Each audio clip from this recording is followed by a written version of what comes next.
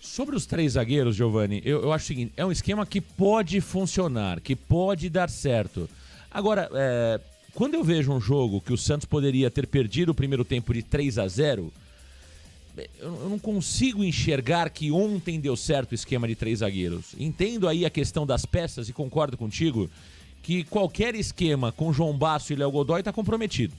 Pode ser um 3-5-2, pode ser um 4-3-3, pode ser um 4-4-2. Qualquer esquema onde você tem Léo Godoy... Gente, vamos lá. Tem que citar o nome do cara assim, porque nós estamos aqui para isso, né? Ah, Marcão, mas aí a família do cara tá vendo... Pô, eu não posso fazer nada. Eu tenho que citar o nome do jogador. Esse Léo Godoy, esse cara não é jogador de futebol, pô. Esse cara não é jogador... Ele pode ser qualquer coisa, mas jogador de futebol não é. O cara não consegue dominar uma bola. Ele não consegue dominar uma bola. Jogador fraquíssimo, marca mal, apoia mal, horroroso. Esse tal de Léo Godoy, muito mal. E o João Basso é um brincalhão, né? Mais um jogo que ele não termina uma partida. Todo jogo, ou ele sai machucado, ou ele sai de campo por questões técnicas. E ontem foi por questão técnica. Podem puxar a ficha do João Basso no Santos, que é sempre assim. Esse cara não pode ser escalado nem em jogo treino contra o Jabaquara, Portuguesa Santista ou o time da Praia do Gonzaga. Não pode jogar no Santos. Então eu espero que o João Basso, com o jogo de ontem, nunca mais volte a vestir a camisa do Santos. E outra coisa, o Sherman não pode ser reserva do Godoy, nem aqui, nem na China, nem no Afeganistão, nem em lugar nenhum. O Sherman é muito melhor do que esse tal de Léo Godoy. Esse cara é horroroso. Agora, o 3-5-2, ele pode dar certo, ele pode funcionar, desde que bem treinado. Eu acho que o Santos ontem foi para uma tática kamikaze contra um Corinthians que o Pedro Caixinha disse aí. Daqui a pouco vamos mostrar, e tem razão o Pedro Caixinha. O Corinthians não perde na Neoquímica Arena 17 jogos. Tá invicto no Campeonato Paulista jogando na Neoquímica Arena. 100% de aproveitamento. Ué, Pedro Caixinha, como que você muda o esquema justamente pro jogo que você vai enfrentar o time com esses números? Como que você, com 2 treinamentos, você muda tudo pra enfrentar? Você tem razão quando você falou que o jogo era difícil, que o Corinthians não perde a 17 jogos, que no Campeonato Paulista o Corinthians está com 100% de aproveitamento. Você tá certo, o jogo era difícil. Como que você testa um esquema sem treinar como você deveria, justamente para um jogo como esse? Então, eu acho que o 3-5-2, Giovani, a linha de 3, ela pode funcionar. Eu só acho que ela precisa de mais tempo. Porque você falou aí do... Você falou do João Basso, mas o Luan Pérez também no primeiro tempo estava perdido. O Luan Pérez também não estava bem. O único zagueiro que funcionou, na minha opinião, no meu entendimento, era o Zé Ivaldo, que tem jogado bem no 4-4-2, no 4-3-3, no 3-5-2. O Zé Ivaldo hoje é o melhor zagueiro do Santos Futebol Clube.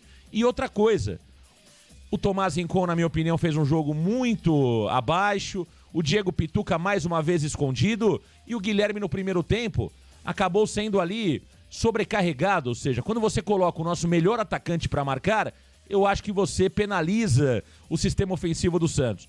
Então eu vejo da seguinte forma, eu acho que para ontem, para o jogo de ontem, na minha opinião, no meu entendimento, nem as peças, nem o esquema funcionou, porque veja, se estamos falando aqui que foi pênalti, o Santos poderia ter terminado o primeiro tempo tomando de 3-0.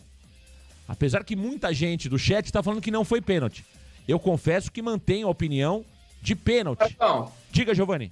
Sobre a questão do pênalti, o pessoal não tá nem falando da bola na mão do Basso, que aquilo ali foi claro. O que estão falando, estão ali contradizendo a relação de ser pênalti ou não, é o lance anterior, o encontro do Depay ali pra cima do Diego Pituca, que eu confesso que revi o lance e eu não vi falta ali não, Marcão. Vi que algumas pessoas viram falta do do Depay em cima do Pituca, mas eu, Giovanni Afonso, não vi essa falta, acho que é um lance normal de jogo, e aí o Memphis foi na linha de fundo, cruzou, e claramente a bola pega na mão do João Basso. Então, por isso, para mim, pênalti claro a favor da equipe do Corinthians, né? Acho que em relação à mão na bola, isso ninguém tem dúvida. Acredito que o que está sendo discutido mais no lance, até tô acompanhando aqui a galera no chat, é o encontrão do Depay ali para cima do Diego Pituca na jogada anterior, Marcão. Ó, o MRP, Giovanni Afonso, coloca técnico que insiste em Basso e Godoy deve cair. Eu tô contigo, MRP. Tem muita gente aqui, né? Eu desde ontem eu tô ouvindo, eu não caio nessa, tá, gente? O Varanda tem personalidade para dar a sua opinião de forma clara e direta, né? De forma clara e direta. O Varanda aqui não passa pano pra caixinha. E primeira coisa, né? Deixar muito claro, o Varanda não faz campanha nem para contratar treinador, muito menos para demitir treinador. Essa não é a nossa responsabilidade, né? Isso é a responsabilidade da diretoria que tá lá para isso. A gente não faz campanha, nunca fizemos campanha aqui para o Santos contratar jogador, nem para mandar embora jogador, muito menos para demitir treinador. Isso não é nosso papel. A gente coloca a nossa opinião aqui, ponto. Se o Santos quiser ouvir a nossa opinião, tá tudo bem, tá tudo certo. Como tem muitos dirigentes do Santos que acompanham o Varanda Futebol Debate diariamente. Agora, se quiserem seguir a nossa opinião, tá tudo bem. Se não quiserem, tá tudo bem também. Não é o nosso objetivo aqui tentar convencer dirigentes do Santos. Sobre Pedro Caixinha, Giovanni Afonso, eu vou colocar aqui uma opinião, quero te ouvir também. O Caixinha tá muito mal no Santos. Qual é o percentual de aproveitamento do Pedro Caixinha, Giovanni? Marcão, o percentual antes do jogo era de 37,5%. Vou fazer aqui no ao vivo, não tem problema algum. O Santos somou 9 pontos em 9 rodadas, né? Então são 9 pontos em 27 possíveis, né? Então é um aproveitamento de 33%, Marcão. 33% é o aproveitamento do Caixinha neste início de 2025. 33,33333333. Péssimo aproveitamento. Então isso é aproveitamento de time que vai brigar contra o rebaixamento no Campeonato Brasileiro. Giovanni, vamos lá. Pelos números, o Caixinha não pode ficar no Santos, pelos números. O que pode segurar o Pedro Caixinha, na minha opinião, Giovanni? O trabalho do dia a dia. Então, essa análise, ela tem que ser da diretoria. Simplesmente olhando os números, o Caixinha tem campanha para demissão, tem campanha para ser mandado embora. O que, na minha opinião, tem que ser levado em consideração para que se tome a decisão? Qual é o dia a dia do Pedro Caixinha? Ele trabalha bem? Com as peças que o treinador vai ganhar nos próximos dias, Veron, Álvaro Barreal, Benjamin Roleiser e David Washington, existe a expectativa da diretoria que o Caixinha vai fazer um bom trabalho? Se a resposta for sim, das pessoas que acompanham o dia a dia do Santos, eu mantenho o Pedro Caixinha. Se a resposta for não, Giovanni, eu mando embora o Pedro Caixinha. Como é o Pedro Caixinha em termos de grupo? Ele é um bom treinador? Ele está fazendo, de fato, o elenco entender e assimilar aquilo que ele pensa sobre futebol? Ele é bom gestor de grupo? Ele é justo nas tomadas de decisões? Se a resposta for sim, eu mantenho o Pedro Caixinha. Se a resposta for não, eu mando embora o Pedro Caixinha. O que eu quero dizer com isso? Pelos resultados, é claro que é preciso avaliar a saída dele. Agora, é preciso olhar mais do que isso. É preciso entender o que será daqui pra frente, considerando aquilo que ele tem feito no dia a dia, porque o treino é fechado. A diretoria sabe qual é a forma de gestão dele do grupo. A diretoria sabe como ele conduz.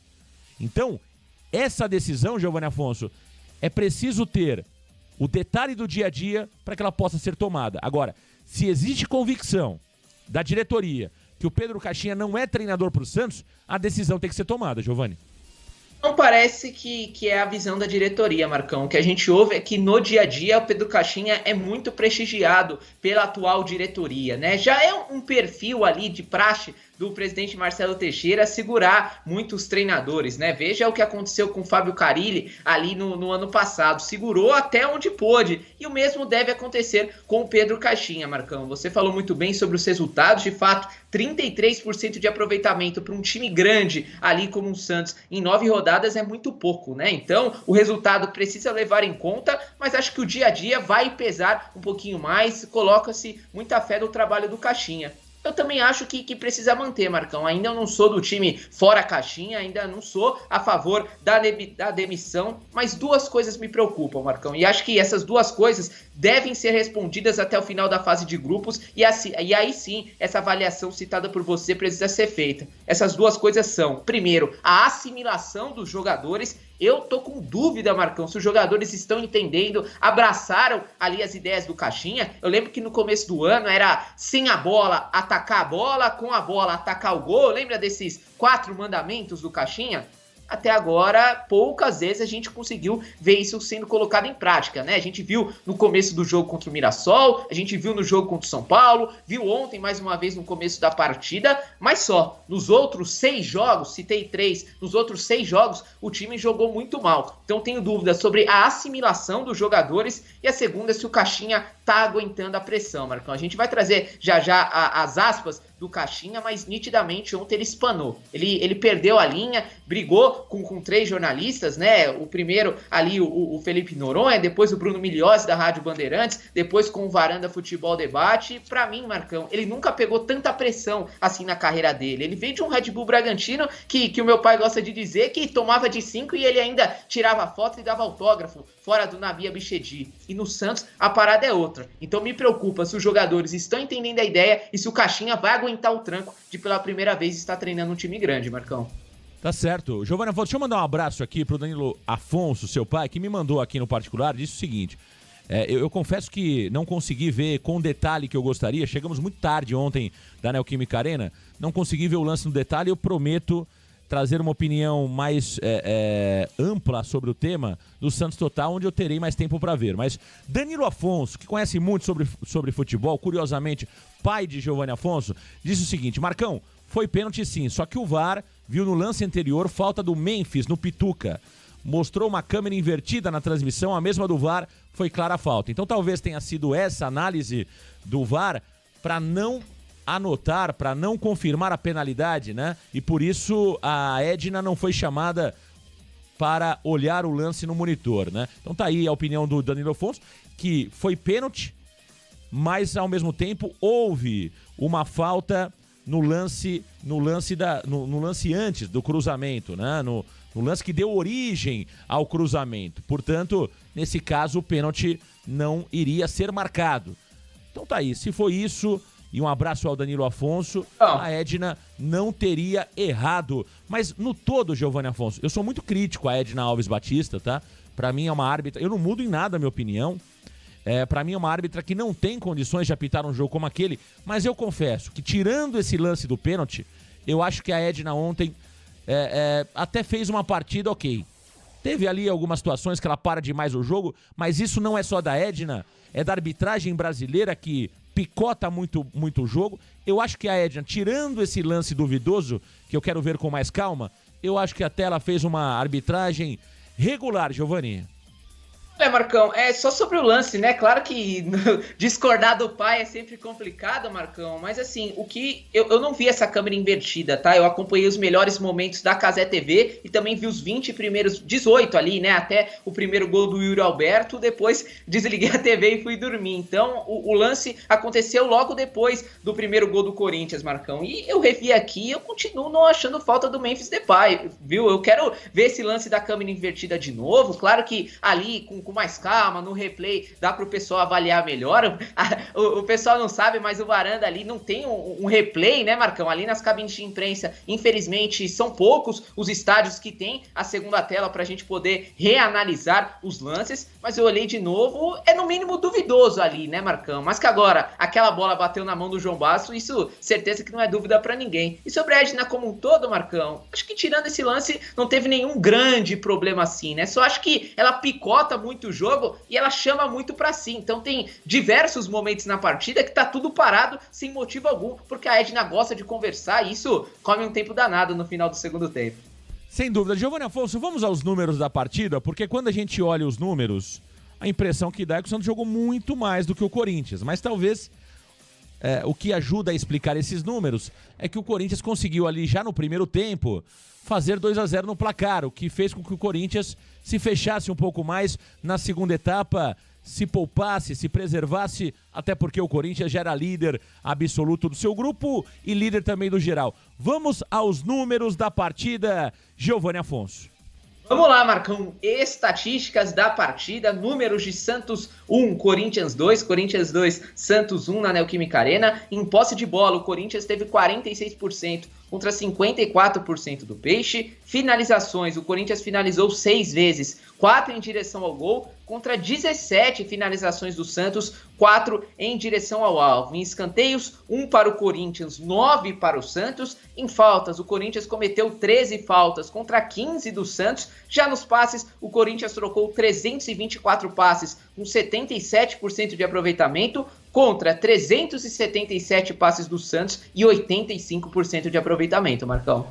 Tá aí os números, as estatísticas da partida, para você ligadinho no Varanda. Giovani, quando a gente olha os números, né, da partida, posse de bola maior para o Santos. Finalizações, o Santos teve praticamente o triplo de finalizações na partida comparado ao Corinthians. Porém, chutes a gol, 4-4, Giovani. Então o Santos chutou muito pro gol, mas chutou torto, chutou para fora. Escanteios, olha aí que número. 9 escanteios pro Santos, 1 escanteio pro Corinthians. E aí faltas e passes, tivemos até um certo equilíbrio. Olha, em termos de poder ofensivo, Giovani, o Santos tentou muito, né? Mas eu não me lembro de grandes defesas do Hugo Souza, viu, Giovani Afonso? Ali o Santos não teve nenhum grande lance, nenhuma chance clara, né? Acho que no primeiro tempo, o principal lance, né, foi aquela jogada em que o Luan Pérez roubou a bola e ela sobrou ali pro Neymar finalizar, né? Também teve outro lance que o Neymar recebeu dentro da área, finalizando para defender o Hugo Souza por ali, mas não teve nenhuma grande chance, né? E no segundo tempo, eu acho que foi aí que o Santos empilhou finalizações, né? Porque perdendo de 2-0, o Caixinha abre mão dos 3 zagueiros, coloca o Soteldo no lugar do Neymar, coloca o Guilherme mais próximo da área e o time começa a produzir cada vez mais, né? Porém, nenhum lance perigoso, né? Teve um chute travado do João Schmidt, a bola bate no Tassiano, bate no Tiquinho, bate no Tassiano e ele até sofre o pênalti, mas ali ele estava em posição irregular. Mas de fato, Marcão, o Santos teve mais volume, mostra, né, que o Santos taticamente conseguiu encaixar em relação ao Corinthians, mas o Corinthians estava numa noite muito mais feliz e nas poucas chances que teve, nos 4 chutes que deu ao gol, 2 colocou a bola no fundo da rede, que no final do dia, Marcão, é isso que importa. O Rod Santista, um abraço pra você, Rod, obrigado sempre pelo carinho com o canal Varanda Futebol Debate. Grande Santista, o Rod. Tem que torcer pro ataque marcar 3 gols por jogo, já que Basso e Godoy entregam no mínimo 2. Exatamente isso.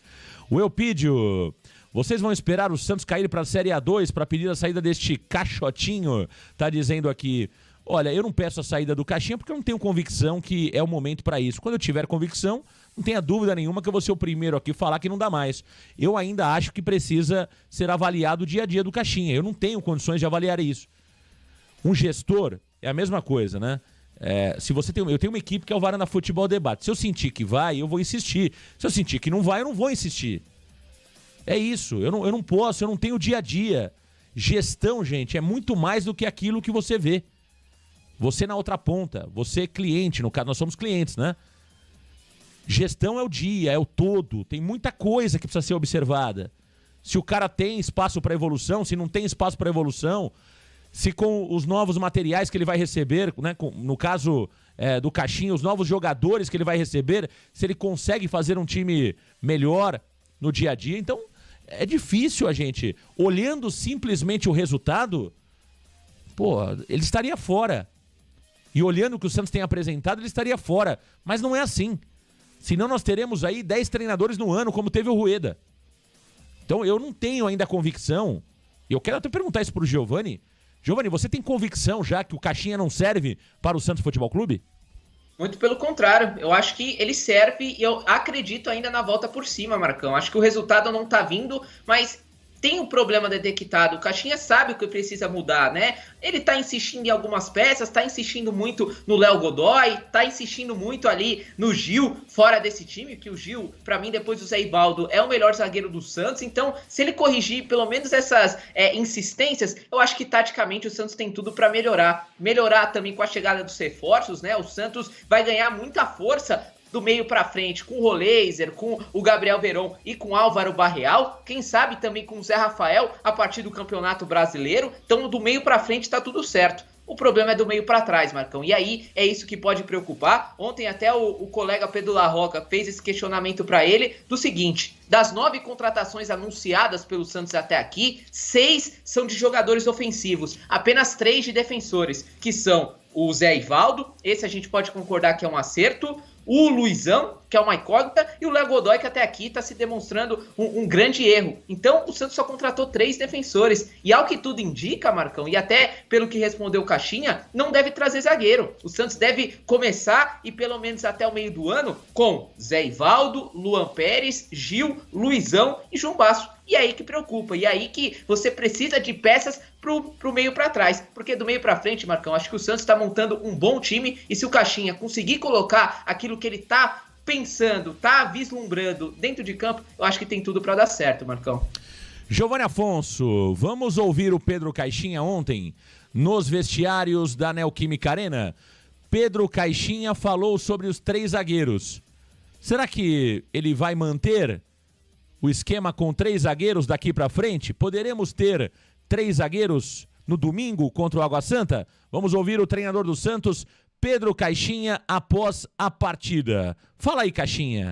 Analisando os 3 próximos jogos, você pretende manter essa estrutura de 3 zagueiros e uma segunda? O Santos, neste momento, é o 3º colocado do Grupo B, e se o campeonato acabasse agora, o Santos estaria eliminado. O que de diferente dá para buscar para ir atrás do resultado, agora faltando 3 rodadas, que o Santos tem 2 em casa, com a Água Santa e Noroeste, e fecha com a Inter de Limeira fora?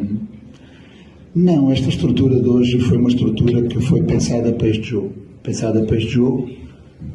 Digo-lhe também pensada em função daquilo que é o momento que o adversário vive.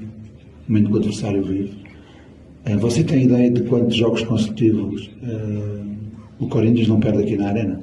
Fez esse trabalho de casa. Esse ano 100% não, sim, eu sei, mas eu não estou a falar só deste ano. Há muitos jogos para trás. Tenho uma ideia sobre isso.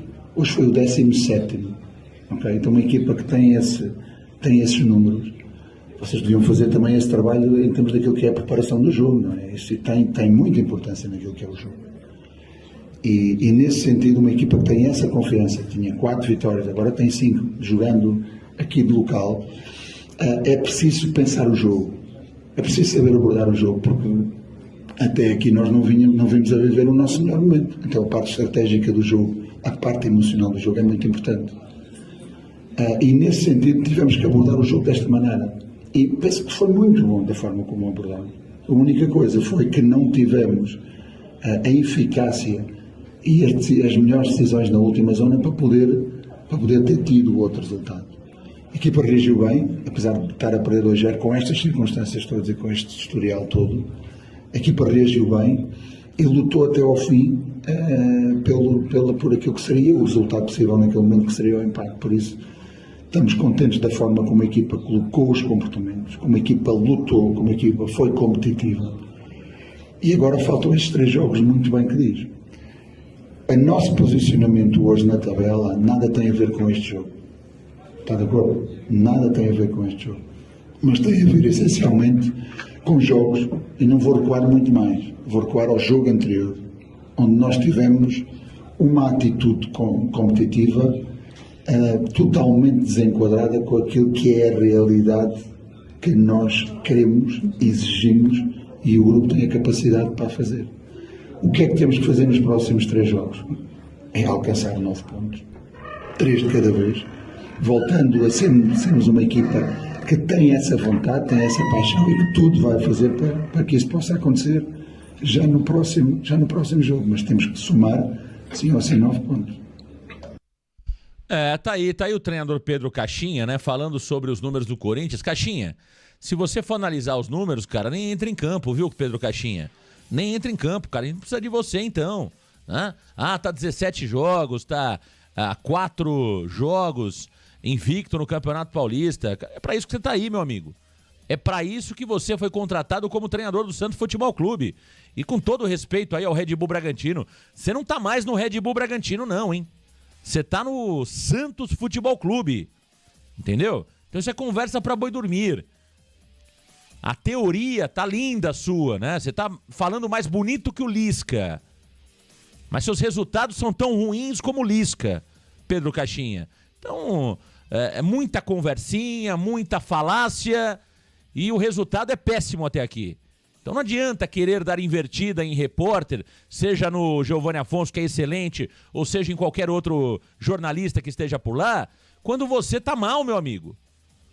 Quando você tá mal, onde sabemos que o erro, muitas vezes, é seu, ao escalar esse péssimo Léo Godoy, que o senhor tá bancando aí. O senhor tá bancando o Léo Godoy, que é nulo, o Santos tem um jogador a menos. Eu nem vou dizer aqui que o Santos perdeu por conta do Léo Godoy. Esse cara não fez nada ontem. Nem pra errar ele serve. Esse tal do Léo Godoy que o senhor mantém no time aí, nem errar ele erra. Ele é péssimo, ele não participa da bola. Isso aí é um projeto de jogador. E o João Bastos é outra brincadeira que o senhor tá inventando e bancando. Então não adianta ficar bravo com jornalista, viu, Caixinha? Você tem que ficar bravo com aquilo que você tem mostrado de resultado até aqui. E não adianta olhar o número do Corinthians. Olha o teu número, cara. 33% de aproveitamento. Eu não quero saber se o Corinthians tem 17 vitórias na Neoquímica Arena, se tem 5 jogos no Campeonato Paulista sem perder. Pra mim não interessa o Corinthians. Interessa o Santos, que tá contigo. Tá na tua mão. Tá na tua mão. Então você tem que olhar o Corinthians pra buscar o número igual deles. Só isso. Mas não para ficar aí valorizando o número do rival e normalizando mais uma derrota pífia sobre o seu comando. Então é muito discurso, Giovanni Afonso. A prática é ruim até aqui.